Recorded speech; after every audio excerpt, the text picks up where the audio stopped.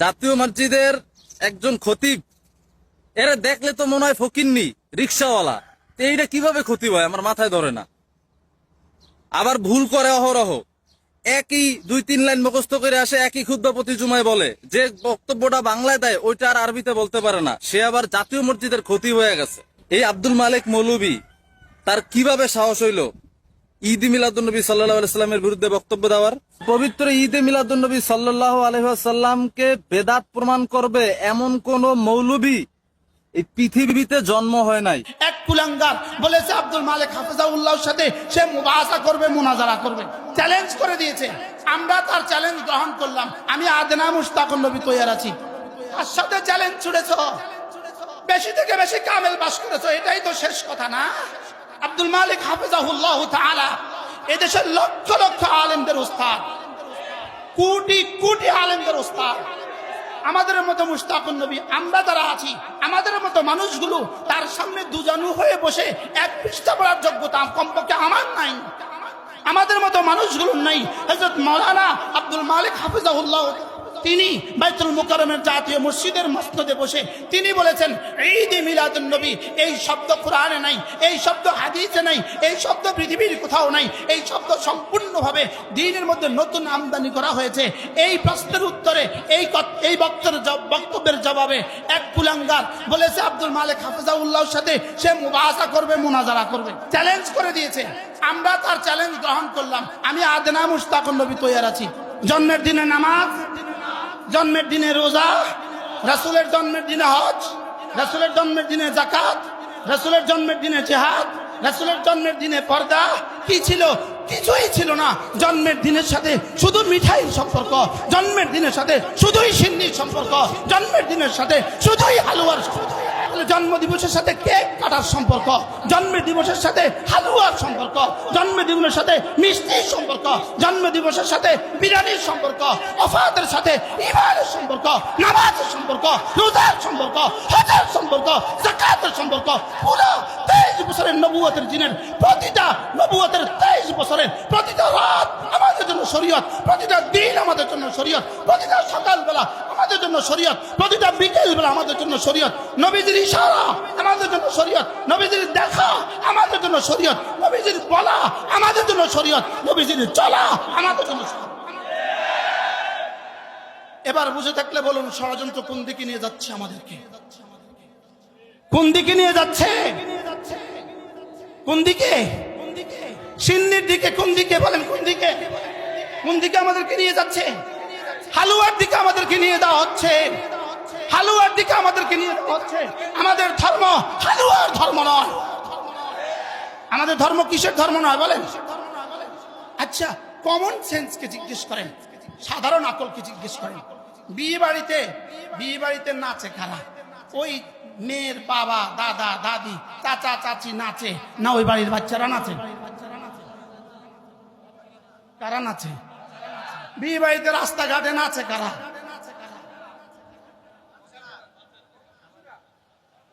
বেআকলরা, অবুঝরা বলেন। বিয়ে বাড়িতে নাচে কারা? অবুঝ শিশুরা বলেন। কারা নাচে বলেন? বিয়ে বাড়িতে নাচে কারা? অবুঝ শিশুরা বিয়ে বাড়িতে নাচে। ওবার বাচ্চাকে জিজ্ঞেস করেন, 3 বছরের বাচ্চা খুব নাচে, নতুন জামা গায়ে দিয়া খুব নাচতেছে। ওকে জিজ্ঞেস করেন তুমি আজকে এত খুশি কেন? বলে বিয়ে বিয়ে বিয়ে। ওকে জিজ্ঞেস করেন হোয়াট মিন্স বিয়ে? বিয়ে কি? ও বলবে হালুয়া হালুয়া হালুয়া। ও কি বলবে বলেন? ও বলবে মিষ্টি। আজকে মিষ্টি পাঠাচ্ছে, বিরিয়ানি রান্না করছে, গরু জবাই করছে, এজন্য আমি নাচছি। ও এত নাচছে কেন বলেন? হ্যাঁ বলো বলো বলো বলো। তাহলে এরাও নাচে কেন? হালুয়া হালুয়া হালুয়া। তাহলে এরা কি অবুঝ না বুঝদার? আচ্ছা, এবার 30 বছরের চাচাও নাচে, মেয়ের 30 বছরের চাচাও নাচে। মানুষ কি বলে? তুই পাগল হইছ? মানুষ তাকে কি বলে? তুই নাচস না? 30 বছরের চাচারে জিগায় তুই নাচস না? বিয়া তুই পাগল হইছ? বিয়ের লগে নাচার কি সম্পর্ক? তাহলে আকলমান কেউ কি নাচতে পারে? আমি স্বচক্ষে দেখেছি। এবার আমার 12 রবিউল আউয়াল আমার মাহফিল ছিল বান্দরবান। এর অর্থ আমি কুমিল্লা থেকে চিটাগং যাওয়ার পথে কত যুদ্ধ সইছি এবার বুঝেন। কোথায় মাহফিল ছিল? আচ্ছা, জোহরের নামাজের আজান হয়ে গেছে, আমি যেহেতু মুসাফের, আমি 1:30টায় নামাজে ঢুকবো, 1:30টায়। তো আমার আশেপাশ দিয়া অনেক ট্রাক গেল নাচতে নাচতে। 11 টাওয়ারে আমি মসজিদে ঢুকলাম, 1:27 বা 28 মিনিটে আমি জোহরের নামাজের জন্য চিটাগংয়ের এক রাস্তায়, হাটাজারির পরে বান্দরবনের এক রাস্তায় রাউজান, আমি আসরের নামাজ জোহরে মসজিদে ঢুকলাম। আমি খেয়াল করলাম কত গাড়ি এলো আর গেল, একটা গাড়িও জোহরের জন্য আর থামলো না। এবার আপনি বলেন, এটা কি নামাজওয়ালা খুশি না হালুয়াওয়ালা খুশি? আকলওয়ালা খুশি না অবুজ খুশি? জোহরের নামাজওয়ালা খুশি না জোহর ছাড়া খুশি? এবার বলেন, জোহর ছাড়া যে খুশি, আসর ছাড়া যে খুশি, এই খুশির ঠিকানা জান্নাত না জাহান্নাম? আর কোন যুক্তি দিলে আপনি বুঝবেন বিষয়টা? এরা মসজিদের পাশ দিয়া ডুকডুকি বাজাতে বাজাতে চলে গেল, একজনও মসজিদে ঢুকলো না। আমি ছায়াই থাকলাম, দেখি একটা আশেকের রাসূলের গাড়ি মসজিদে ঢুকে কিনা। বুঝেন নাই কথা মনে হয়? এরপরে যেতে যেতে এবার আসর হয়ে গেল, আসরও আবার রাস্তায় পড়লাম, লেকিন কোন আশেকের রাসূলের গাড়ি মসজিদে ঢুকতে দেখলাম না। তাহলে আপনি কি বলেন? বিয়ে বাড়িতে 6 বছরের বাচ্চা মসজিদে যায় না নাচে? বিয়ে বাড়িতে 7 বছরের মেয়ে বাচ্চাটা নামাজে যায় না নাচে? কেন? জোরে বলেন কেন? অবুজ বলেন।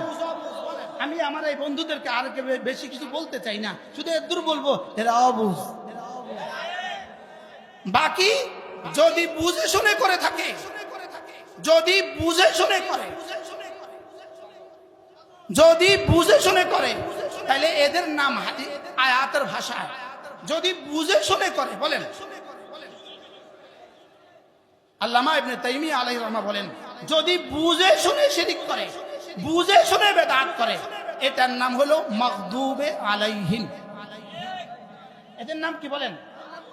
যদি না বুঝে করে, এটার নাম হলো দলিল। যদি না বুঝে করে, এদের নাম কি? দলিল। শব্দ পারেন তো সবাই না? বলেন না, শব্দটা বলেন না। যদি না বুঝে করে নাম কি? আর যদি বুঝে শুনে করে, এবার বলেন এরা কোন অবস্থা আছে?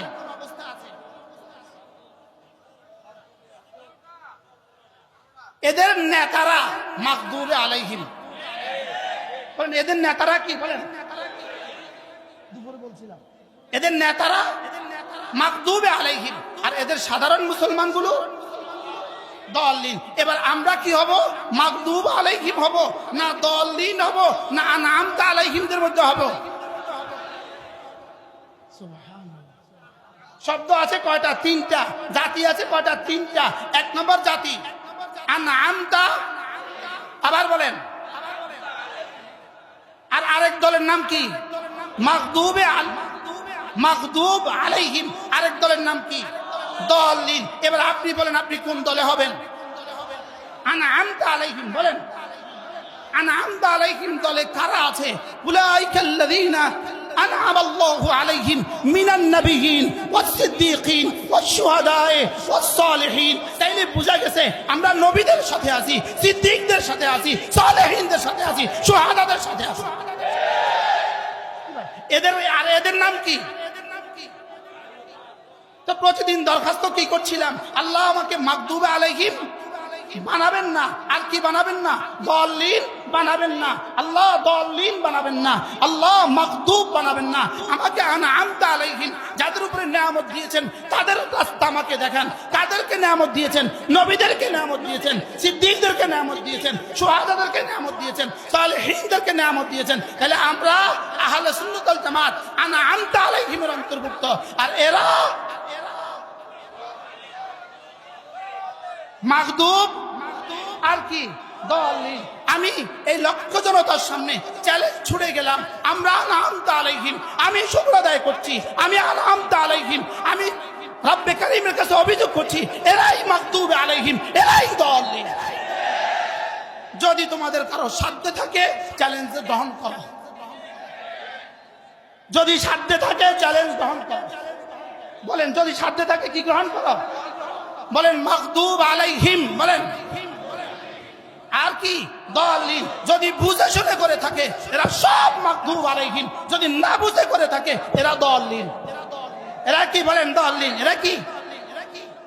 বান্দরবনে যাওয়ার পরে 12 রবিউল আউয়াল আমার আগে একজন বয়ান করেছে, মাগরিব থেকে এশা। উনি সুন্নি জামাতের বড় নেতা, সর্বোচ্চ মানুষ ছিল 10 জন বাচ্চা।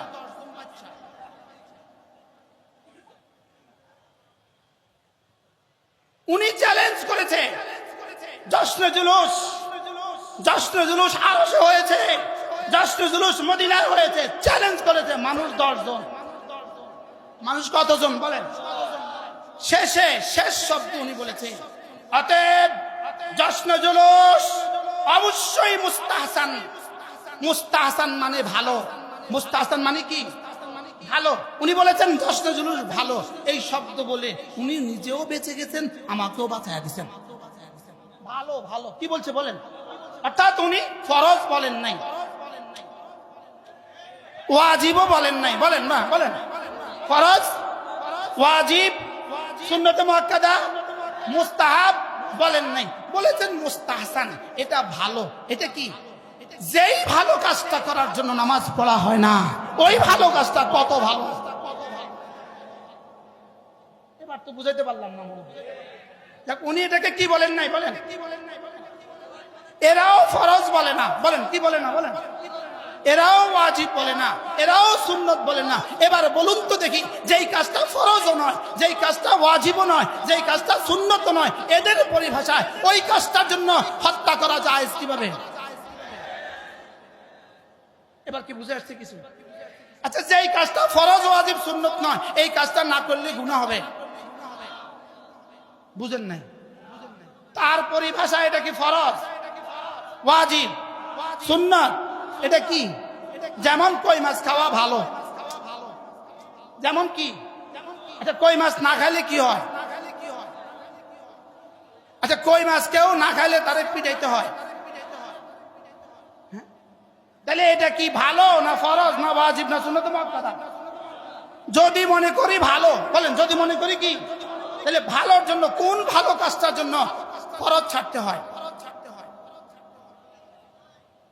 আমি বুঝাইতে পারছি না তো মনে হয়। কোন ভালো কাজের জন্য কি নামাজ ছাড়ার সুযোগ আছে? কোন ভালো কাজের জন্য কি পর্দা ছাড়ার সুযোগ আছে? কোন ভালো কাজের জন্য কি মারামারি করার সুযোগ আছে? শুধু কোন ভালো কাজের জন্য কি যুদ্ধ করার সুযোগ আছে? তাহলে হাটাদারিতে 12 রবিউল বলে 3 জন মানুষ মারা গেল কেন?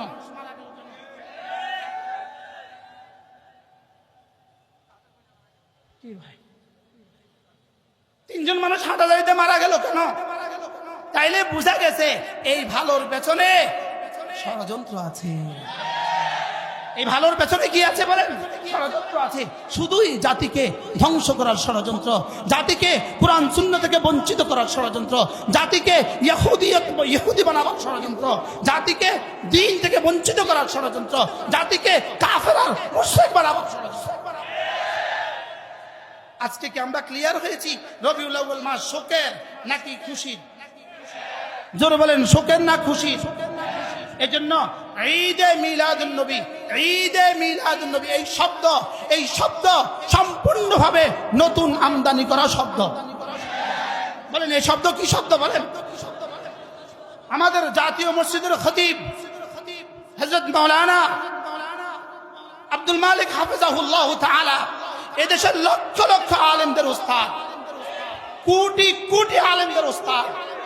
আমাদের মতো মুশতাকুন নবী আমরা যারা আছি, আমাদের মতো মানুষগুলো তার সামনে দুজানু হয়ে বসে 1 পৃষ্ঠা পড়ার যোগ্যতা কমপক্ষে আমার নাই, আমাদের মতো মানুষগুলোর নাই। হযরত মাওলানা আব্দুল মালিক হাফিজাহুল্লাহ তিনি বাইতুল মুকাররমের জাতীয় মসজিদের মসনদে বসে তিনি বলেছেন ঈদ এ মিলাদুন নবী এই শব্দ কোরআনে নাই, এই শব্দ হাদিসে নাই, এই শব্দ পৃথিবীর কোথাও নাই, এই শব্দ সম্পূর্ণভাবে দ্বীনের মধ্যে নতুন আমদানি করা হয়েছে।